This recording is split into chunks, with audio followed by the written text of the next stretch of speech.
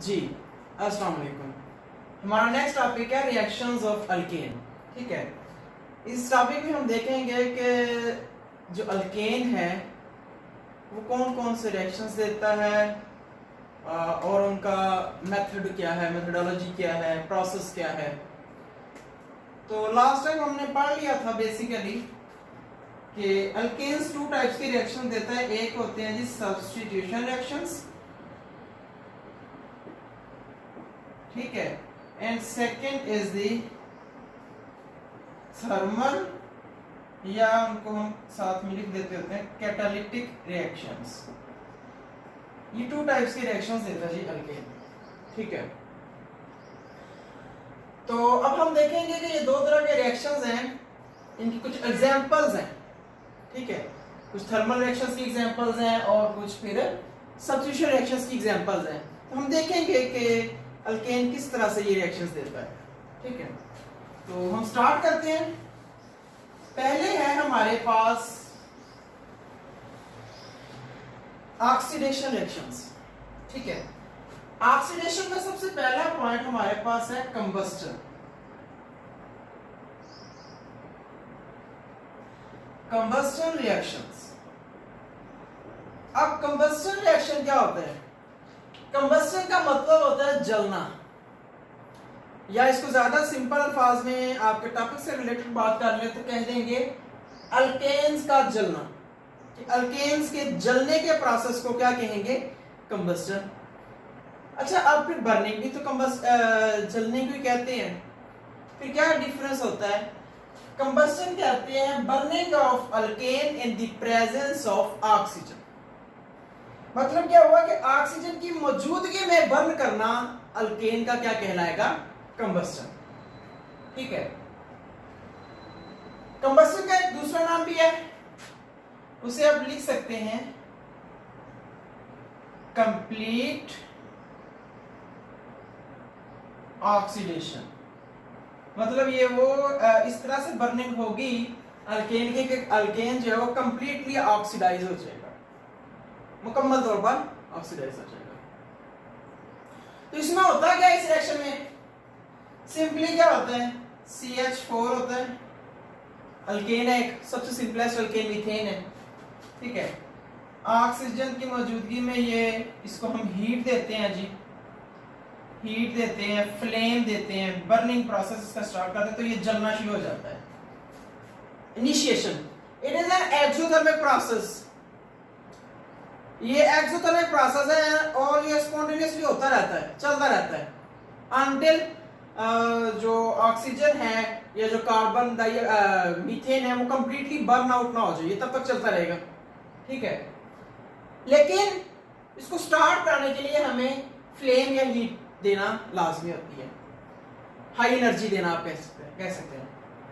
For example आप petrol है, petrol के अंदर मीथेन तो में ना हो और इस तरह के अल्केन्स हो सकते हैं, ब्यूटेन, पेंटेन वगैरह, हेक्सेन वगैरह, ऑक्टेन वगैरह तो आपने पढ़े हैं, वो हो सकते हैं। अब जो पेट्रोल है उसको आप क्या पड़े उसमें आग लग जाती है? नहीं, या तो वो कहीं कड़ी धूप में पड़ा हो तो फिर वो आग पकड़ सकता है बहुत ज्यादा हीट अप होकर।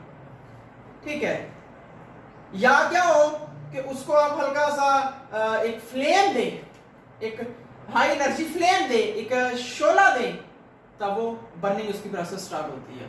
तो सेम यहाँ कंसेप्ट है कि कंबस्टन जो है ये है तो एक्सोथर्मिक प्रोसेस, मतलब इस प्रोसेस के होने के दौरान एनर्जी खारिज होती रहती है, हीट खारिज होती रहती है, लेकिन इसको स्टार्ट कराने के लिए भी आपको कुछ इनिशिएशन एनर्जी रिक्वायर होती है, हाई एनर्जी रिक्वायर होती है in the form of flame.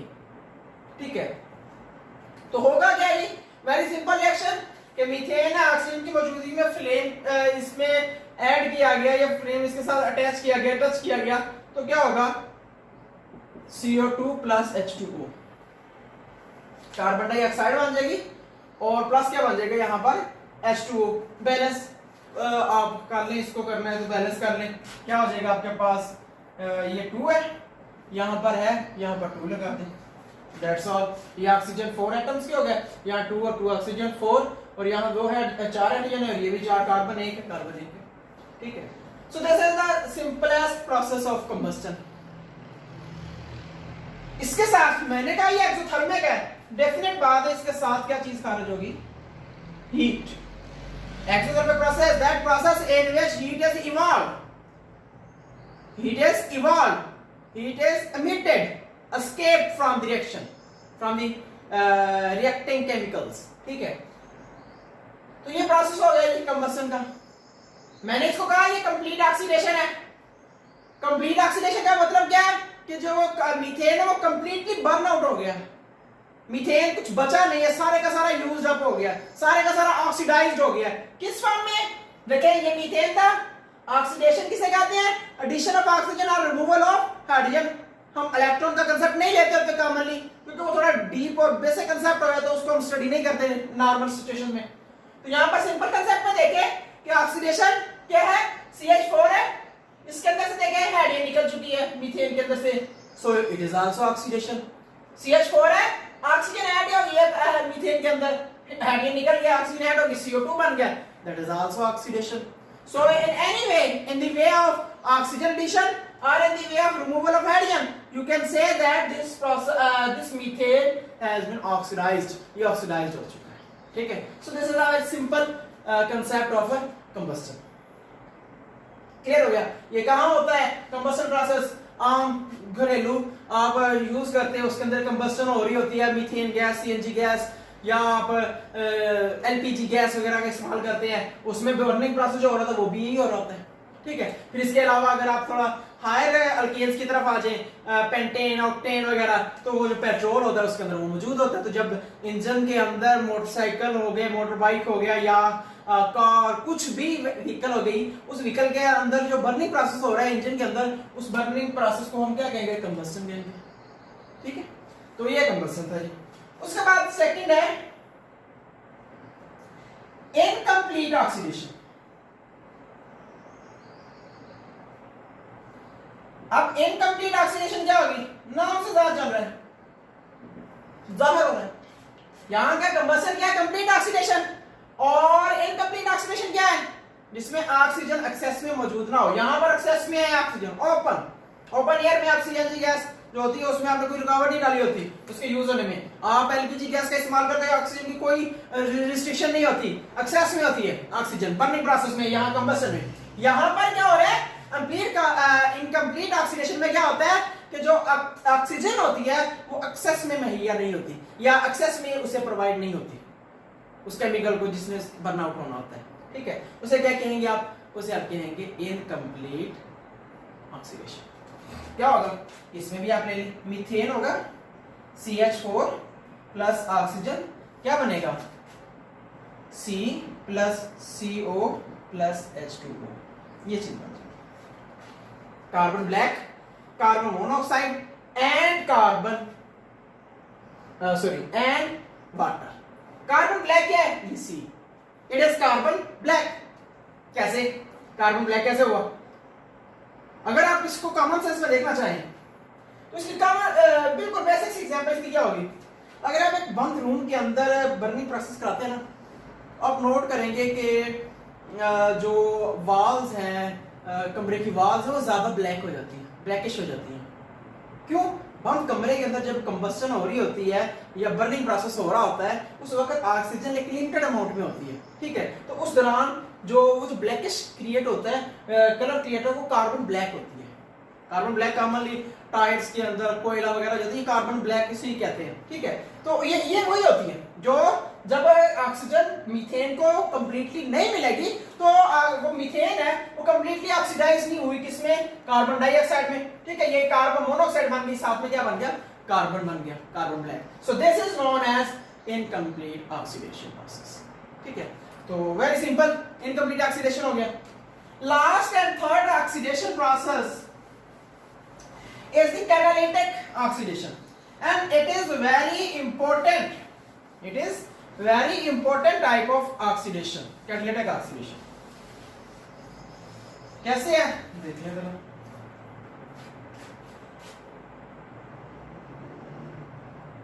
catalytic oxidation.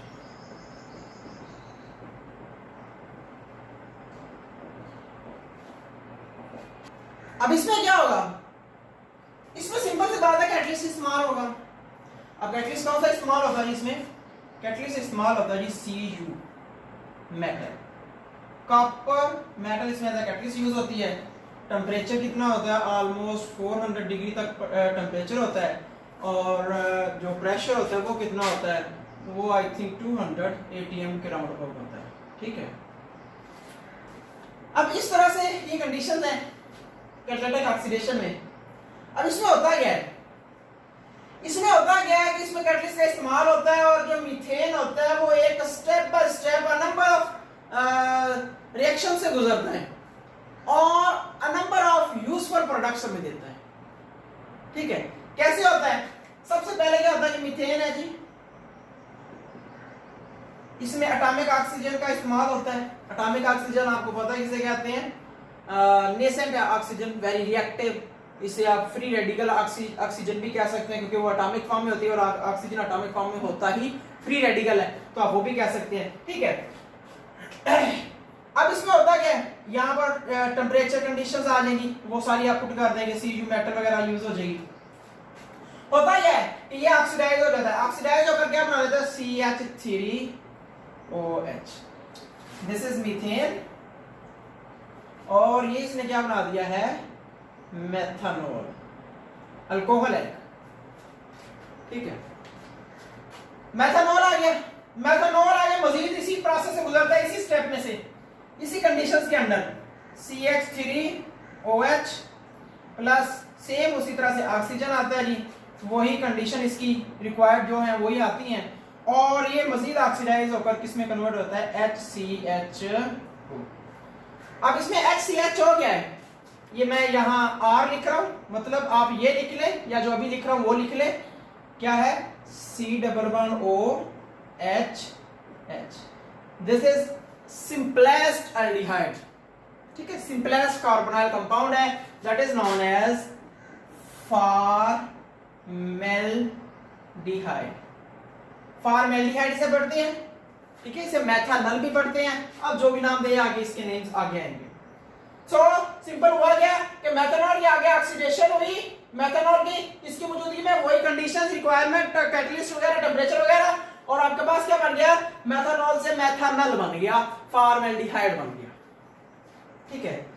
इसकी मजीद ऑक्सीडेशन करवाएं, क्या हो रहा है, HCHO प्लस ऑक्सीजन, क्या बना जी, आपके पास बन गया HCOOH, ठीक है। ये क्या बना है, इसे भी अगर आप और लिख लें, ये मैं इसीलिए कह रहा हूं क्योंकि आप अभी स्टार्ट में हैं, तो जरा आपको आइडेंटिफाई हो जाए, आपको पहचान हो जाए कि ये किस तरह से ग्रुप की शक्ल में कैसे लिख सकते हैं, कंबाइंड फॉर्म में, कंडेंस फॉर्म में, और ये ओपन फॉर्म में कैसे लिख सकते हैं, ताकि साथ साथ ये कंसेप्ट भी क्लियर होता जाए। जब आगे इनके चैप्टर्स की तरफ आएगा, बकायदा इन टॉपिक्स के, इन कंपाउंड्स के बकायदा चैप्टर्स हैं, जब आप उन चैप्टर्स पर आएंगे तो आपको इजी हो जाएगा, ठीक है। तो इसको आप ऐसे लिख सकते हैं, HCOOH, this is formic acid, formic acid, ठीक है, ये फॉर्मिक एसिड है, इसे आप मेथनोइक एसिड भी कह सकते हैं, ठीक है। अब जैसे भी आप नेम दें इसको, इसकी मजीद आगे ऑक्सीडेशन होती है, HCOOH plus same condition, same requirements जो भी हैं, ठीक है। आपके पास क्या बन जाता है, अब ये कंप्लीटली तौर पर CO2 और वाटर में कन्वर्ट हो जाता है, ठीक है। सो this is step by step oxidation of methane in the presence of a catalyst. First step ये आप मैं चलो मेंशन कर देता हूं, ये फर्स्ट स्टेप में होगा, सेकंड स्टेप में ये चीज बनेगी, थर्ड स्टेप में ये चीज बनेगी, फोर्थ स्टेप में आपके पास CO2 और H2O वापस रिवाइज हो जाएंगे, सेम उस तरह के कंपाउंड बनेंगे जो आपके शुरू में बन रहे थे, ठीक है। ये आपके पास हो गया, सारा कुछ बन गया। अब इन रिएक्शंस को याद करना मुश्किल होगा आपके लिए, क्योंकि स्टार्ट में है, आप प्रैक्टिस करेंगे बार बार तो बहुत इजी हो जाएगा। एक छोटा सा ट्रिक बता देता हूं, आगे 12 चैप्टर में, 11 चैप्टर में और आई थिंक 13 चैप्टर में, तीनों चैप्टर्स में वो ट्रिक बहुत ज्यादा यूज होगा, सही है। वो क्या है ये रिएक्शंस आपको क्लियर हो गए हैं? और ट्रिक में बता देता हूं, इन रिएक्शंस को आप नोट कर लें, रिवाइज कर लें। इन रिएक्शंस का एक ट्रिक है।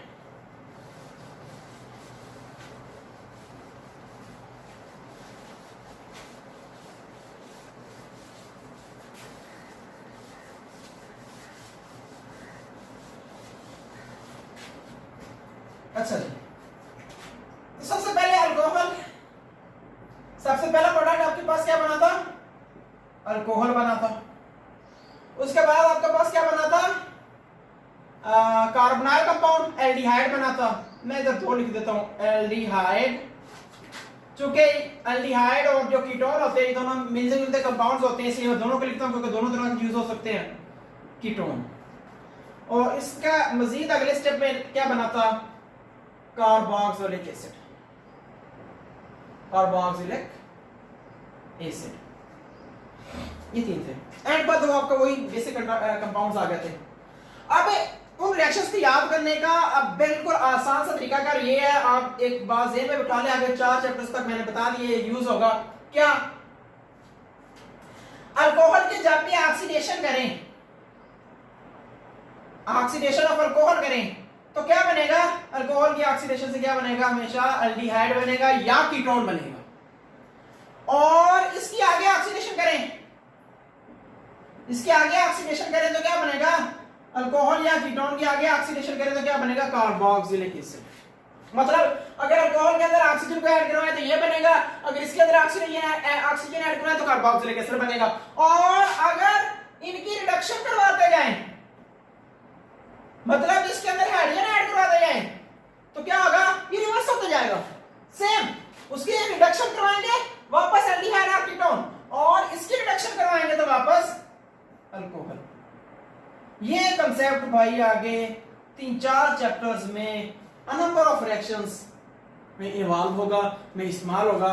याद करने के लिए उन रिएक्शंस को बहुत आसान सा ट्रिक है। ठीक है, तो आप देख लें, आप शुरू में जरा आप जाकर अपने जो रिएक्शंस नोट किए हैं उनको देख लें कि ये स्टेप उसमें रिवाइज हो रहा है कि नहीं। ये वाला यूज हो रहा है, ऑक्सीडेशन वाला, रिडक्शन वाला फिलहाल हमने नहीं पढ़ा, तो आप इसको ज़हन में उठा लेंगे, इस तरह से वापस भी वो प्रोडक्ट्स ऐसे बन सकते हैं।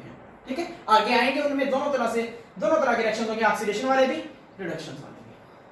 तो ये खाली कैटालिटिक ऑक्सीडेशन। अब इसमें आपने देखा कैटालिटिक ऑक्सीडेशन में क्या देखा? आपने देखा जी इसमें क्या बना? इसमें अल्कोहल बना, मेथनॉल, और इसमें क्या बना?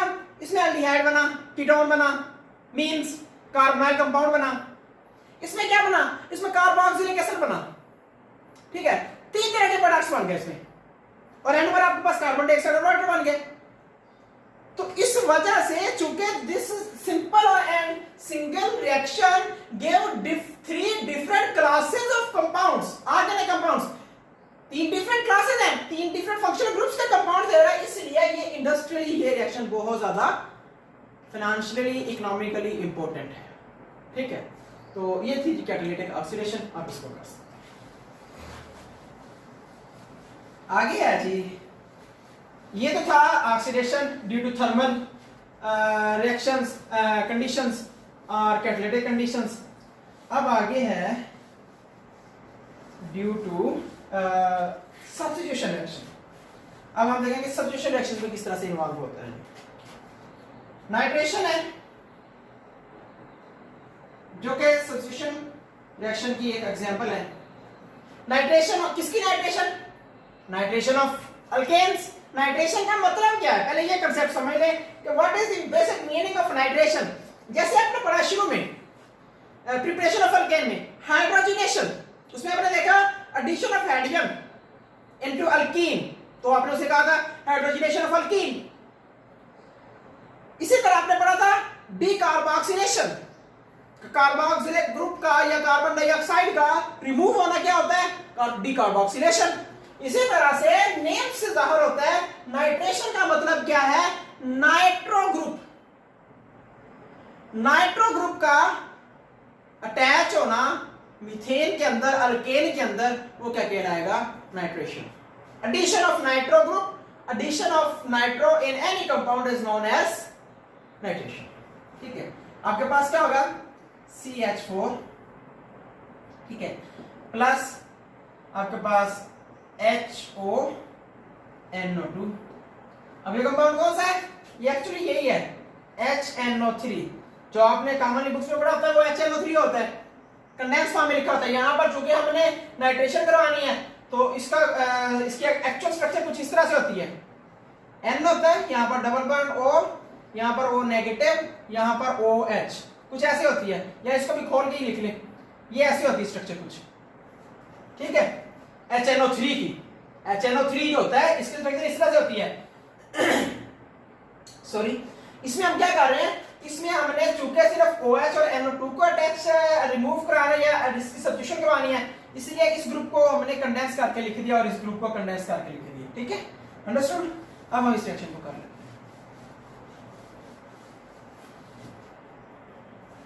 जी, अब इसके लिए टेम्परेचर भी होता है, एक हाई टेम्परेचर रिक्वायर होता है, ऑलमोस्ट 400, 500, 450 तक का टेम्परेचर जो है इसमें रिक्वायर होता है, लिख देता हूं, ठीक है। हाई टेम्परेचर रिक्वायर होता है, तो जब होता क्या है, यहां पर CH4 है, इसको भी खोल के लिख लें, CH होता क्या है, यहां से OH, यहां से H जस्ट कंबाइन अलग हो जाती है, NO2 आकर उसके साथ अटैच हो जाता है, वो बना देता है जी CH3NO2 plus H2O। So this is a simple reaction known as nitration of alkanes, ठीक है। ये रिएक्शन भी इंडस्ट्रियली इंपॉर्टेंस रखता है, मुख्तलिफ प्रोडक्ट्स में, आगे कुछ और प्रोडक्ट्स वगैरह बाई प्रोडक्ट्स में भी, ठीक है। तो इस रिएक्शन को आप क्या कहते हैं, सब्स्टिट्यूशन। सब्स्टिट्यूशन क्यों हुई है, सिंपल देख लें, यहाँ पर एक H के साथ नाइट्रो ग्रुप जो है वो मीथेन के अंदर रिप्लेस हुआ है, H replaced with NO2 group, so this is known as substitution reactions, ठीक है। तो ये था जी नाइट्रेशन। अब एक रिएक्शन है ड्यू टू हीट ही है, और वो आपने मैट्रिक में बहुत ज्यादा पढ़ा हुआ है, उस रिएक्शन को कहते हैं जी हैलोजिनेशन। लास्ट रिएक्शन है इसका, हैलोजिनेशन। इसमें होता क्या है, हैलोजिनेशन कहते हैं इसे हैं। तो भाई पहले सबसे पहले बात क्या है कि चूंकि हैलोजिनेशन है, हैलो ग्रुप किसे कहते हैं, हैलोजन्स को, तो इस रिएक्शन को क्या कहते हैं, एडिशन ऑफ हैलोजन। हैलोजन का ऐड हो जाना, किसी भी कंपाउंड में ऐड करा देना, किसी भी तरीके से ऐड हो जाना, ये क्या कहलाएगा, हैलोजिनेशन, ठीक है। अब इसकी कॉमन एग्जांपल आप क्या लेंगे, कौन से होंगे हैलोजन्स। हैलोजन्स में 4 बेसिक हैलोजन्स हमारे पास होते हैं, फ्लोरीन है, क्लोरीन है, ब्रोमीन है, आयोडीन है, ये हमारे पास कॉमन होते हैं। एक एस्टाटीन होता है, वो जो है हमारे पास रेडियोएक्टिव एलिमेंट होता है, उसको हम कॉमनली स्टडी नहीं करते, ठीक है। एक बात तो ये होगी। दूसरी बात, अब हैलोजिनेशन में कौन कौन से हैलोजन जो है वो किस तरह से रिएक्ट करते हैं, ठीक है। तो भाई सबसे पहले इसका एक पैटर्न आया, आपकी बुक में भी उसने बहुत से लिखा हुआ है कि जो फ्लोरीन होता है वो सबसे ज्यादा रिएक्टिव होता है, और जो क्लोरीन होता है वो उससे कम होता है, ब्रोमीन उससे कम होता है, और आयोडीन जो है वो सबसे कम रिएक्टिव होता है, लीस्ट रिएक्टिव है सारे। अब फ्लोरीन जो है ये इतना ज्यादा रिएक्टिव होता है कि ये एक्सप्लोसिव कंडीशन में रिएक्शन देता है। मतलब अगर अल्केन का फ्लोरीन के साथ रिएक्शन करवा दिया जाए इन द प्रेजेंस ऑफ सनलाइट, ये मोस्टली रिएक्शन होती है सनलाइट की मौजूदगी में, तो ये ब्लास्ट किस्म का कंडीशन होगा, एक्सप्लोसिव किस्म की रिएक्शन होगा, जिसमें फ्लोरीन जो है वो अल्केन के साथ मिलकर ना सिर्फ फ्लोराइड्स बनाएगा, इसके साथ साथ कुछ और प्रोडक्ट्स भी बना देगा, जैसे हाइड्रोफ्लोरिक एसिड है या समथिंग एल्स, इस तरह के और कंपाउंड्स भी बना देगा। तो इसका मतलब क्या हुआ कि फ्लोरीन के साथ रिएक्शन जो है वो बहुत ज्यादा एनर्जेटिक है अल्केन्स का, इसलिए हम उसको यूज नहीं करते, कॉमन लैब्स के अंदर डेंजरस हो सकता है। उसके बाद क्लोरीन और ब्रोमीन है, इनके रिएक्शंस मॉड्यूलेट होते हैं एज कंपेयर टू फ्लोरीन, इनके रिएक्शन की स्पीड्स क्या होती है, थोड़ी कम होती है। आयोडीन लीस्ट रिएक्टिव होता है। लीस्ट रिएक्टिव होने का मतलब यह है कि ये बहुत स्लोली रिएक्ट करता है। जब आयोडीन रिएक्टिव बहुत स्लोली करता है तो इसको हम इकोनॉमिकली क्या कहते हैं कि ये इकोनॉमिकली अनइम्पोर्टेंट है, ठीक है। क्यों, जो रिएक्शन हमें घंटे में रिसीव हो जाएगा, 2 घंटे में रिसीव हो जाएगा, या मे बी उसकी रेंज मिनट्स में हो, वो हमें उसके ऑपोजिट सेंस में कई गुना ज्यादा टाइम लगाने से वो रिएक्शन हमें रिसीव होगा, ठीक है, प्रोडक्ट रिसीव होगा। तो इसीलिए फ्लोरीन क्योंकि बहुत ज्यादा रिएक्टिव होता है, एक्सप्लोसिव होता है, उसको हम यूज नहीं करते। और आयोडीन बहुत ज्यादा कम रिएक्ट करता है, इसलिए हम उसे भी यूज नहीं करते। तो फिर हमारे लिए कौन से ज्यादा सूटेबल रिएक्टेंट्स हैं हमारे लिए? क्लोरीन और ब्रोमीन, ये दो ऐसे मॉलिक्यूल हैं जो हमें मॉड्यूलेट कंडीशन में रिएक्शन देते हैं। अब ये भी बहुत ज्यादा रिएक्टिव होते हैं, लेकिन इनको हम फिर किस तरह से यूटिलाइज करते हैं? इनको हम सनलाइट की डिफ्यूज फॉर्म में इनके रिएक्शंस करवाते हैं।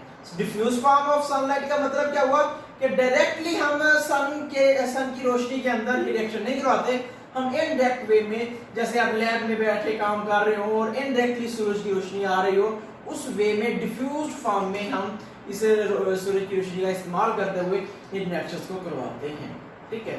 तो ये तो है कंसेप्ट के हैलोजनेशन कैसे होती है, कौन सा हैलोजन किस तरह से रिएक्शन देता है।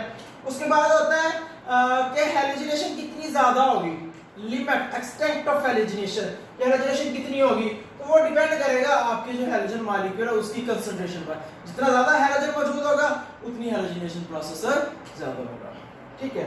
अब हम आते हैं मेन रिएक्शन की तरफ। तो आप पहली बात ये ज़हन में बिठा लें, इट इज अ फ्री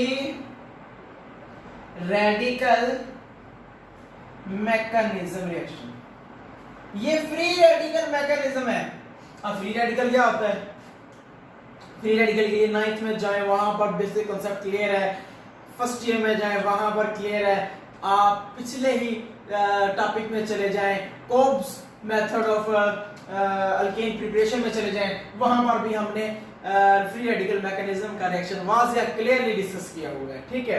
तो फ्री रेडिकल कहते हैं जिसे, फ्री रेडिकल कहते हैं एक ऐसा एटम या एक ऐसा मॉलिक्यूल जिसके ऊपर अनपेयर्ड इलेक्ट्रॉन मौजूद हो।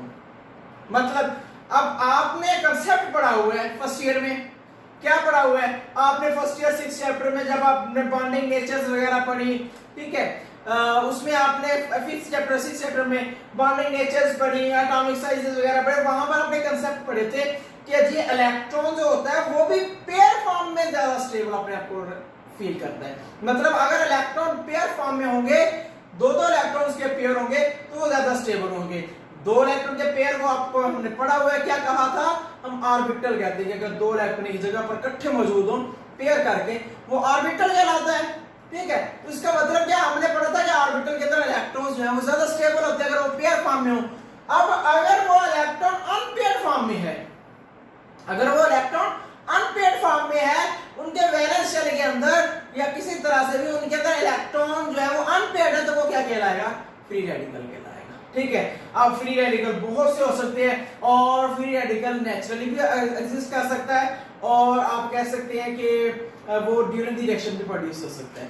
नेचुरली एग्जिस्ट करने का मतलब ये है कि ये नहीं है कि वो नेचुरली हवा के अंदर स्टेबल है। उसका मतलब ये है कि जैसे नेचुरल एटम्स होते हैं, ऑक्सीजन होता है, अब ऑक्सीजन एटम, अगर आप मतलब ऑक्सीजन एटम की बात करें, मॉलिक्यूल की नहीं एटम की, तो वो फ्री रेडिकल है क्योंकि उसके अंदर दो इलेक्ट्रॉन अनपेयर्ड होते हैं, ठीक है। तो मतलब ये कांसेप्ट क्या हो गया, फ्री रेडिकल क्या होता है। अब फ्री रेडिकल प्रोड्यूस कैसे होता है? फ्री रेडिकल प्रोड्यूस होने का जो स्टेप होता है उसे हम कहते हैं होमोलिटिक क्लीवेज। अब होमोलिटिक क्लीवेज क्या होती है, इसके लिए भी आप क्लियरली ज़हन में बिठा लें। होमोलिटिक क्लीवेज का मतलब है कि अगर जो एक एटम, दो एटम्स का दरमियान जो बॉन्ड बना हुआ है, कोवलेंट बॉन्ड बना हुआ है, वो अगर इक्वली ब्रेक होता है, इक्वली जो शेयरिंग होती है, अगर सेंटर से ब्रेकअप होता है, होमोलिटिक इक्वल ब्रेकिंग होती है, हाफ ऑफ इक्वल इलेक्ट्रॉन्स जो है उनको मिल जाते हैं, तो वो क्या कहलाती है, होमोलिटिक क्लीवेज। और ये मोस्टली केसेस में होमोलिटिक क्लीवेज होती है वो in the presence of sunlight और in the presence of heat और लाइट एनर्जी, हाई एनर्जी की मौजूदगी में ये रिएक्शन होता है। हैलोजनेशन अब क्या है, फ्री रेडिकल मैकेनिज्म। तो हम देखते हैं जी कि ये किस तरह से फ्री रेडिकल मैकेनिज्म को फॉलो करते हुए ये रिएक्शन कंप्लीट होता है या ये रिएक्शन प्रोसीड होता है। जी अब यहां पर एक बात और क्लियर कर लें फ्री रेडिकल मैकेनिज्म रिएक्शन कोई भी हो, नॉट दिस वन, कोई भी हो, वो 3 स्टेप्स में कंप्लीट होता है। एक होता है उसमें इनिशिएशन, इनिशिएशन किसे कहते हैं? स्टार्ट ऑफ द रिएक्शन, ठीक है। इसका आप दूसरा नाम आप क्या कह सकते हो? Production of free radical, free radical का प्रोड्यूस कराना। देखें, जब तक फ्री रेडिकल प्रोड्यूस ही नहीं होगा रिएक्शन स्टार्ट नहीं हो सकता, क्योंकि हमने कहा ये हैलोजिनेशन क्या है? फ्री रेडिकल मैकेनिज्म है। तो जब तक भाई फ्री रेडिकल ही प्रोड्यूस नहीं होगा तो ये रिएक्शन स्टार्ट नहीं होगा।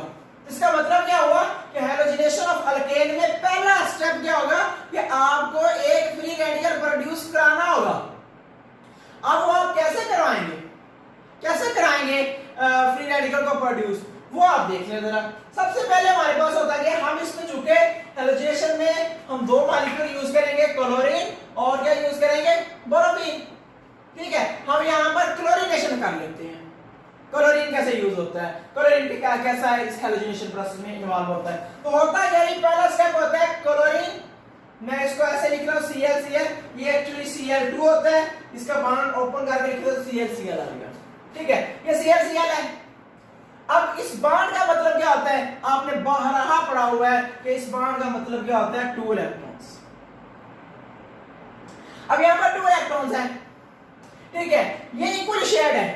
क्यों इक्वल शेयर्ड है? दोनों तरफ क्लोरीन है, दोनों की पावर सेम है, 3.2 3.2, दोनों की पावर सेम है। जब दोनों की पावर सेम है तो दोनों इलेक्ट्रॉन्स अपनी तरफ है इक्वल पावर से खींच रहे हैं, तो ये शेयर्ड पेयर इलेक्ट्रॉन है वो इक्वली डिस्ट्रीब्यूट हुआ पड़ा है बिल्कुल सेंटर में दोनों क्लोरीन के, ठीक है। होगी ये बात। अब फ्री रेडिकल कैसे प्रोड्यूस होगा? हम कहते हैं कि जी हमने क्या किया, हमने इसके अंदर से या इसके ऊपर हमने क्या गिरा दिया? सनलाइट गिरा दी है, एनर्जी इसको दे दी है। तो क्या होगा जब एनर्जी गिरेगी, लाइक दिस, जब एनर्जी इसके ऊपर फॉल करेगी तो ये इलेक्ट्रॉन, ये जो बॉन्ड है वो सेंटर से टूट जाएगा। जब ये बॉन्ड सेंटर से टूटेगा तो इसका एक इलेक्ट्रॉन इसका क्लोरीन के ऊपर और एक इलेक्ट्रॉन इस क्लोरीन के ऊपर चला जाएगा, क्लियर? तो आपके पास क्या बन जाएगा? आपके पास Cl radical plus Cl radical, ये स्टेप बन जाएगा। क्लोरीन रेडिकल प्रोड्यूस हो गया, ठीक है। अब क्लोरीन रेडिकल प्रोड्यूस हो गया, अब नेक्स्ट क्या होगा? अब नेक्स्ट रिएक्शन अगले स्टेप में जाएगा। उसमें क्या होगा? उसमें हमारे पास उसको कहते हैं जी प्रोपगेशन रिएक्शन। अब प्रोपगेशन क्या होता है, किसे कहते हैं? ये हमारे पास इसको दूसरा नाम दे सकते हो कंटिन्यूटी, आप कंटिन्यूटी कह सकते हो। कंटिन्यूटी का मतलब क्या है कि रिएक्शन का चलते जाना। कैसे चलते जाना? इसका मतलब क्या हुआ भाई? देखे हमने कहा कि रिएक्शन स्टार्ट हुआ, रिएक्शन स्टार्ट हुआ, वो कितनी देर तक आगे कंटिन्यू रहेगा उस सारे प्रोसेस को क्या कहेंगे? प्रोपगेशन, ठीक है। जब तक रिएक्शन चलता रहता है उसे हम कहेंगे, जब तक कंप्लीट नहीं होता वो सारा टाइम लिमिट प्रोसेस स्टेजेस सारी क्या कहलाएगी? प्रोपगेशन, ठीक है।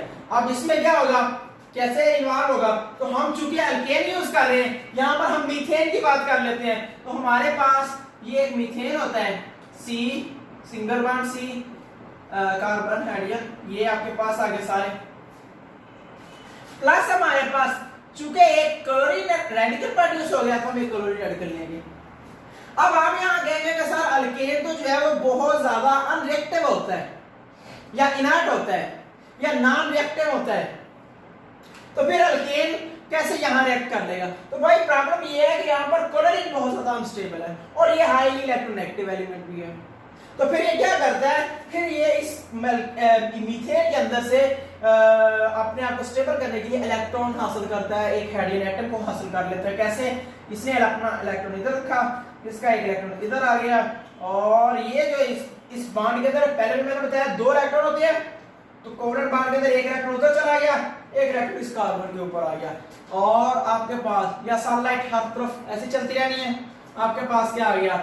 C H H H, ये आपके पास फ्री रेडिकल, और ये आपके पास HCl बन गया। ये आपके पास है, ये है प्रोपगेशन का फर्स्ट स्टेप, ठीक है। अब ये चीज आपके पास प्रोड्यूस होगी।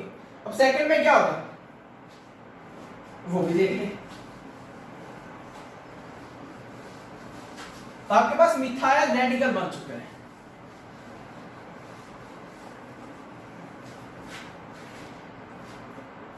अब आगे क्या होगा, मिथाइल रेडिकल है। अब देखेंगे आपने यूज किया है क्या, क्लोरीन को और मीथेन को। अब जरूरी तो नहीं कि उस रिएक्शन के अंदर सिर्फ एक क्लोरीन मॉलिक्यूल का और कई 12 होंगे। तो आप सपोज करें कि एक और क्लोरीन मॉलिक्यूल आ गया, जब वो आया तो ये कार्बन अब अनस्टेबल है, तो ये कार्बन क्लोरीन के साथ कंप्रोमाइज करके ये इलेक्ट्रॉन यहां से इधर, ये इलेक्ट्रॉन इधर और ये इलेक्ट्रॉन इधर पेयर अप कर लेता है। ठीक है, पेयर अप जब उसने किया तो हमारे पास उसने क्या बना दिया, CCl H H H Cl जी। तो ये आपके पास प्रोसेस हो गया, ये आपके पास ये Cl बन गया, इसे कहते हैं मिथाइल ग्रुप। और ये Cl मिथाइल क्लोराइड हो गया, साथ में क्या बन गया बस क्लोराइड बन गया। क्या रिएक्शन यहां कंप्लीट हो गया? नेवर, नहीं हुआ। क्यों नहीं हुआ? याद करें हमने बात की थी कि जब तक दो फ्री रेडिकल आपस में कंबाइन ना हो जाए एंड प्रोसेस में आके, तब तक रिएक्शन फ्री रेडिकल वाला कंप्लीट नहीं हो सकता। मतलब क्या हुआ, जब तक एक फ्री रेडिकल एक मॉलिक्यूल, एक फ्री रेडिकल एक मॉलिक्यूल इन्वॉल्व होता जाएगा तो भाई एक चीज स्टेबल होती जाएगी, दूसरी अनस्टेबल, दूसरा फिर फ्री रेडिकल। मतलब क्या हुआ, जब तक प्रोडक्ट्स में फ्री रेडिकल प्रोड्यूस होना बंद नहीं होगा, जब तक रिएक्टेंट्स में दोनों ही फ्री रेडिकल आपस में कंबाइन नहीं होंगे, तब तक ये रिएक्शन ऐसे ही चलता जाएगा। अब ये आ गया, आगे और Cl2 आएगा, वो उसके साथ रिएक्शन करेगा, वो फिर आगे स्टेबल अनस्टेबल स्टेबल अनस्टेबल इस तरह से प्रोसेस चलता जाएगा। फिर स्टेबल कब होगा या रिएक्शन कंप्लीट कब होगा, तो उस रिएक्शन के कंप्लीट होने को हम क्या कहते हैं, टर्मिनेशन।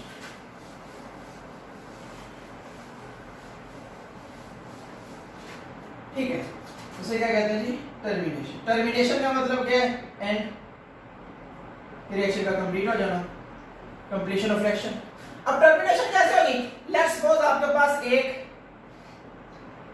CH3 मिथाइल रेडिकल है, एंड पर बच गया, एक आपके पास Cl रेडिकल बच गया, तो भाई दोनों का इलेक्ट्रॉन इधर शिफ्ट होंगे और आपके पास ये दोनों मिलकर क्या बना देंगे, ये दोनों मिलकर बना देंगे CCl H H H।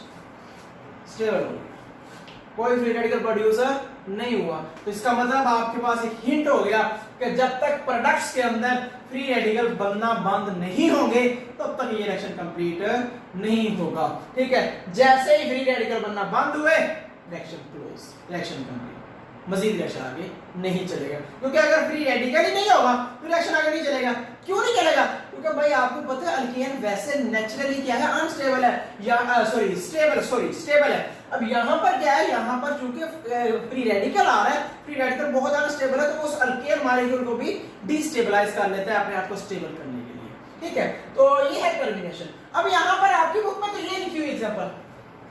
अब जरूरी नहीं कि एंड पर मिथाइल और क्लोरीन ही बचे, मे भी 2 क्लोरीन बचे, मे भी एक मिथाइलिन क्लोराइड और एक क्लोराइड बचे, किसी भी तरह का प्रोसेस हो सकता है। इसका मतलब क्या हुआ कि एंड पर 2 फ्री रेडिकल का बचना जरूरी है, एंड पर 2 फ्री रेडिकल्स का बचना जरूरी है।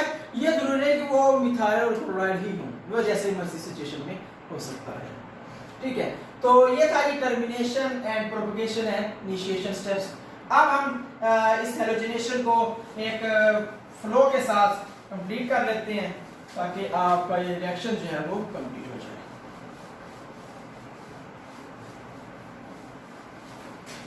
ठीक है, तो होता क्या है, आपके पास मिथाइल क्लोराइड बन चुका होता है प्रोपगेशन के पहले स्टेप में। मिथाइल क्लोराइड बना, साथ में एक क्लोराइड रेडिकल बन जाता है। तो फिर क्या होता है, यहां से एक इलेक्ट्रॉन इधर से आता है, एक इलेक्ट्रॉन इधर से आता है, और ये इलेक्ट्रॉन जो है इधर चला जाता है, या ऊपर वाला जैसे मर्जी कर लें। ठीक है, हमारे पास क्या हुआ, ये आपस में ऐसे बना देगा, C ऐसे है जी, Cl इधर लगा दें, H इधर लगा दें, और एक H इधर लगा प्लस क्या बन गया HCl, ये चीज बन गई आपके पास। क्या ये रिएक्शन कंप्लीट है? नहीं, आगे फिर चलेगा। कैसे होगा आगे देख ले जी। अगले स्टेप में हमारे पास C फ्री रेडिकल HCl, एक और Cl2 आ गया, ठीक है। इसका इलेक्ट्रॉन इधर, इसका ये इलेक्ट्रॉन इधर और ये इलेक्ट्रॉन इधर। आपके पास इसने क्या बना दिया जी CCl Cl H plus Cl free radical. क्या रिएक्शन अब कंप्लीट हो गया? नहीं, अभी भी प्रोडक्ट में फ्री रेडिकल बन रहा है। अगले स्टेप में आ जाइए। अगले स्टेप में क्या होगा जी आपके पास CH, या इसको उस तरफ लगा दें ताकि आपको समझना आसान हो जाए, HCl, ठीक है। ये जरूरी नहीं होता कि Cl उधर लगाए उधर लगाए, हम चूंकि एक रिएक्शन कर रहे हैं तो आप अपनी सहूलत के लिए इस तरह से लगा लें, ठीक है। तो आपके पास Cl रेडिकल है, ठीक है। ये अपने आप को स्टेबल करने के लिए इलेक्ट्रॉन हाइड्रोजन के साथ कंप्लीट करता है, ये बॉन्ड इलेक्ट्रॉन दे देता है। आपके पास सेम सिचुएशन में क्या बन जाता है जी C, ये फ्री रेडिकल, यहाँ पर भी Cl, यहाँ पर H, यहाँ पर भी Cl और ये साथ बन गया HCl। रिएक्शन अभी भी कंप्लीट है नहीं हुआ क्योंकि अभी भी फ्री रेडिकल रिएक्शन में बना पड़ा है। तो हम आगे चलेंगे अगले स्टेप में।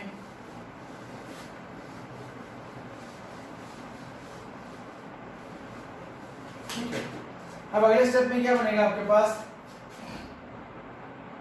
जी, आपके पास है फ्री रेडिकल Cl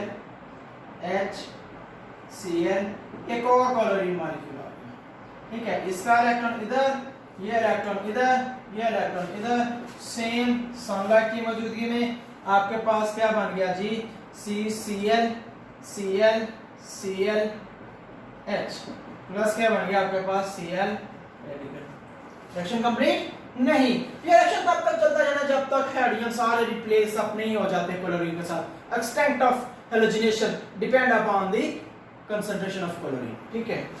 तो आपके पास क्या आएगा यहाँ पर C, ये मैं H इस तरफ लगा देता हूँ जी, Cl Cl Cl, यहाँ पर Cl रेडिकल आ गया, ये इलेक्ट्रॉन इधर, ये इलेक्ट्रॉन इधर, ये इलेक्ट्रॉन इधर, और आपके पास क्या बन गया जी सेम सिचुएशन में C Cl Cl और यहाँ पर चूंकि फ्री रेडिकल बन चुका है, यहाँ पर क्या रह गया HCl। ठीक हो गया।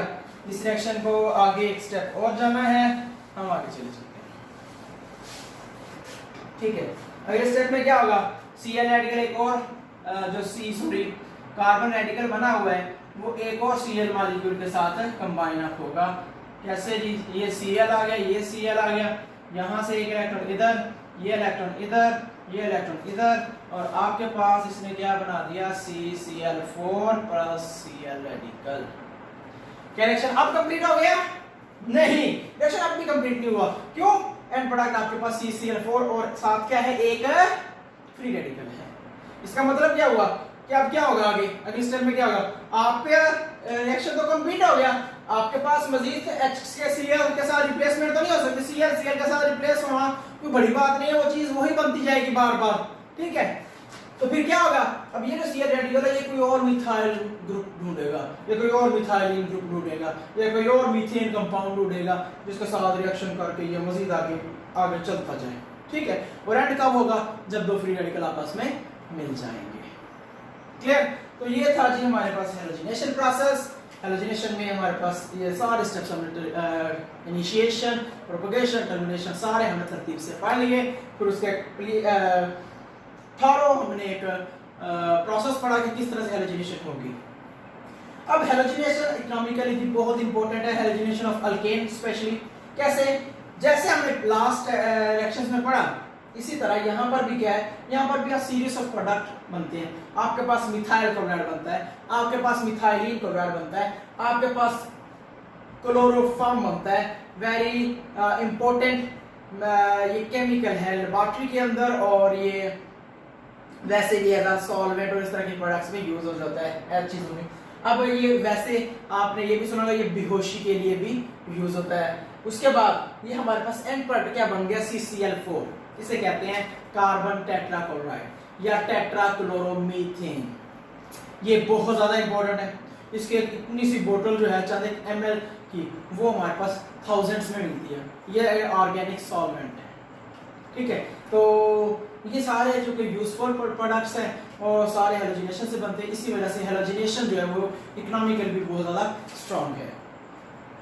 रिएक्शंस आपके कंप्लीट हो गए हैं। अगर यूजेस हैं एल्केन्स के, मीथेन के, वो आपको वैसे ही कॉमनली पता है कि मीथेन कहाँ यूज हो जाता है, CNG में, उसके बाद LPG वगैरह में, फिर different products like this and catalytic oxidation वगैरह में, और डिफरेंट प्रोडक्ट्स वगैरह की प्रोडक्शन में ये यूज होती हैं, ठीक है। तो ये रिएक्शन थे, आप सारा कंप्लीट हो चुका है। ओके जी, अल्लाह हाफिज़।